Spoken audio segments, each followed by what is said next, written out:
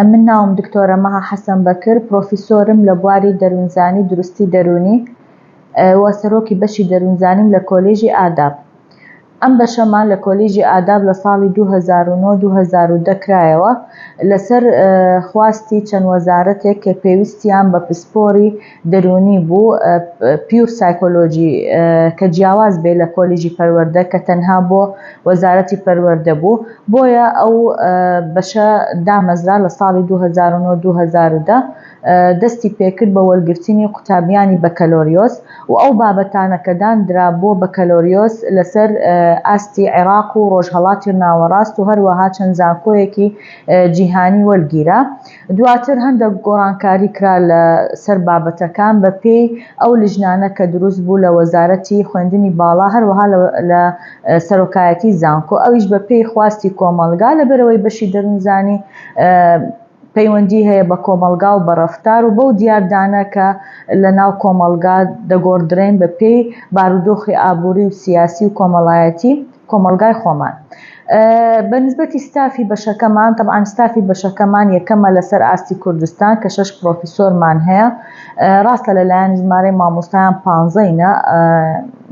زۆر نینە، بەڵام هەموو کوالیتیان بەرزە و زیاترین ڕێژەی پرۆفیسۆرمان هەیە لە کوردستان لەو بەشە. دەتوانین بڵێن ئەو مامۆستایانە کە لەو بەشە دەرس دەڵێنەوە لەسەر ئاستی عێراق و هەروەها لەسەر ئاستی دەولی ڕۆژهەڵاتی ناوەڕاست چەند کەسێکیان معروفن و محاضراتیان هەیە لە وڵاتانی تر و هەروەها لە ئەسەر ئاستی عێراقیش بەشداریان کردووە لە گۆڤارەکان و لە تاوتۆکردنی نامەکان و هەروەها لەسەر پرشتی تێزەکان و نامەکانی ماستەر و دکتۆرا. بەنسبەتی بابەتەکان، ئەو بابەتانەی کە دەیڵێن ئێمە لە بەشەکە بۆ سوودی قوتابیانە و هەروەها بۆ سوود وەرگرتن دوای تەواوبوونی ئەم بەشە کە چی ئەبن ئەمانەی لێرە تەواو دەکەن. طبعاً خۆشبەختانە ئەو تەڵەبانێک کە لێرە وەردەگیرێن ئیش دەبینن بۆ خۆیان لەسەر ئاستی حکومی و ناحکومی لە وەزاراتی جۆرا و جۆر، لە وەزارەتی پەروەردە، لە وەزارەتی تەندروستی کۆمەڵایەتی، لە وەزارەی عەدل، لە وەزارەی داخلی، هەروەها لە منەظەماتی مجتەمەعی مەدەنی کە زۆر پێویستیان بە مامۆستای دەروونزانی یاخود ڕێنماییکاری دەرونی کە بە ناونیشانی ڕێنماییکاری دەرونی دەبێ و مامۆستای دەروونزانی ئێستا بەم زوانە ئەمە 1-2 ساڵ بابەتی دەروونزانی ئیزافە کرا لە وەزارەتی پەروەردە، پێویستیشیان بە مامۆستای دەروونزانیە. لەسەر ئەوەش باخچەی ساوایانی ئەهلی، هەروەها سنتەرەکانی ئۆتیزم و ئەوانەی کە گرنگی دەدەن بەو کەم ئەندام و بێ ئەوانەی خانەی نیوجوانان و بە ساڵاتوان هەموو پێویستیان بە پسپۆری دەرونیە، لەبەرەوەی ئەو کەسانە ڕاستەوخۆ مامەڵە لەگەڵ مرۆڤ دەکەن، مامەڵە لەگەڵ ڕەفتار دەکەن، مامەڵە لەگەڵ ڕێنمایی دەکەن بە زیاترین بەش گونجاوە بۆ گۆڕینی ڕەفتار و ڕێنماییکردنی خەڵک بەشی دەروونزانی. لێرە نەسیحەتم هەیە، ڕێنماییەکم هەیە بۆ ئەو قوتابیانەی کە دێنە ئێرە، دەبی بە ڕەغبەی خۆیان بە ئارەزووی خۆیان بێن، چکو ئەگەر تۆ ناتوانانی یارمەتی خەڵک بدەی لەو بەشە سەرکەوتوو نابی، ئەبێ ئەو ڕوحەت هەبێ کە یارمەتی خەڵک بدەی، کە ببێ ڕێنماییکار بۆ ئەو خەڵکە، کە بتوانێ گۆڕانکاری ڕەفتار لە خەڵکەکە بکەیت. دایک و باوکە ناتوانانی گۆڕانکاری ڕەفتاری مناڵەکەی خۆیان بکەن، بەبێ ئێمە بتوانین ئەو گۆڕانکاریە بکەین، ئەبێ لە ئارەزووی خۆمان ئەو ئیشە بکەین. خۆشبەختانە ئەو تەڵەبانێک کە دێنە ئەو بەشەکە لە هەموو ساڵیان دەپرسین لە قۆناغی یەکەم حەستان لەو بەشەیە 190 زیاتریان خۆیان بە ئارەزووی خۆیان دێن و هەیە معدلەی زۆر بەرزە، بەڵام بە حەز و ئارەزووی خۆی دێتە ئەو بەشە بۆ ئەوەی هەم حەزی لێیە خزمەتی خۆی بکات، چکو بەشی دەروونزانی تەنها خزمەتی خەڵک نییە، خۆی کەسەکە خزمەتی خۆیەکە، خزمەتی دەرونی خۆیەکە، ڕەفتاری خۆیەکە، ئەبێ بە ئینسانی کامڵ، بە ئینسانی هوشیار وعی هەیە لە ناو کۆمەڵگا، مسەقف دەبێ، ڕووناکیەکە بێ لە پێش چاوی دروست ببێتن،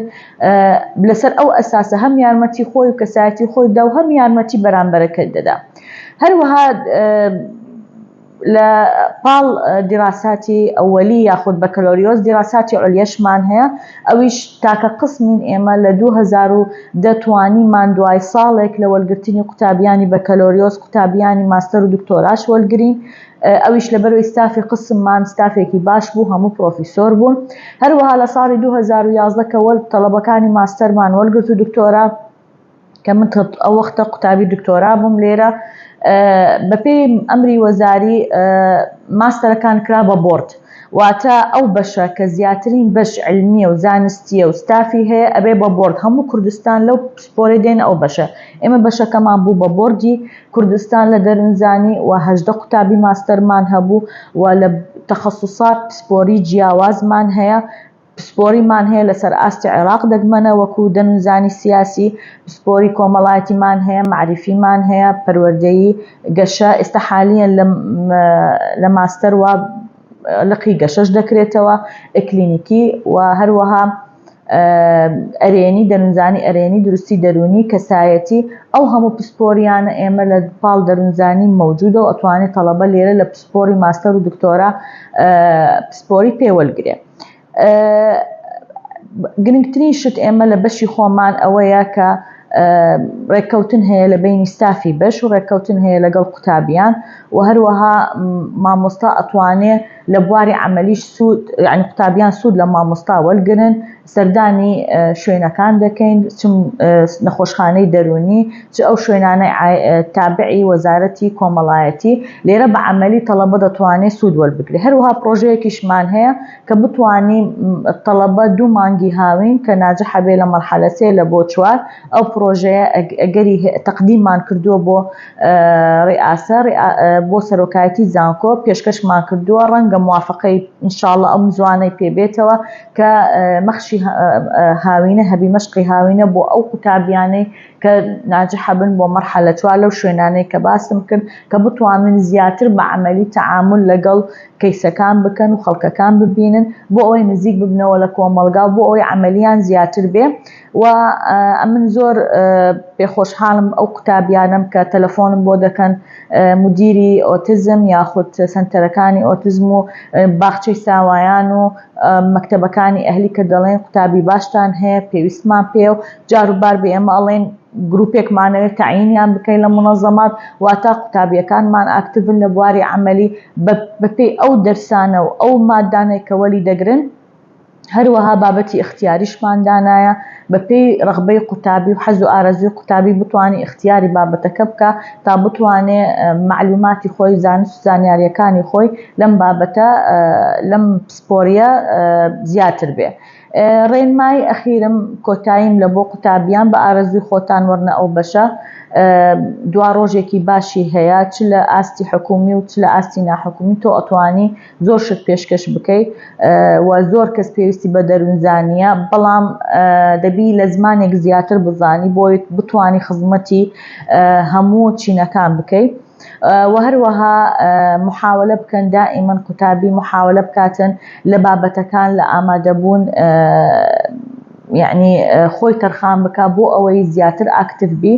و بتوانی هەم خزمەتی خۆی بکە، یەکەم جار ئەبێت تۆ ئیش لەسەر خۆت بکەی، لەسەر کەسایەتی خۆت بکەی، اینجا ڕێنمایی خەڵک دەکەی. واتە ئێمە دەبێت لێرە یەکەم شت ئیش لە پێشکەوتنی خۆمان تا ئەو 4 ساڵە تەخەڕوجەکەین کەسایەتیەکی تەواومان دەبێت بۆ ئەوەی بتوانین خزمەتی خەڵک بکەین و کۆمەلگای کوردی خۆمان. زۆر سوپاس.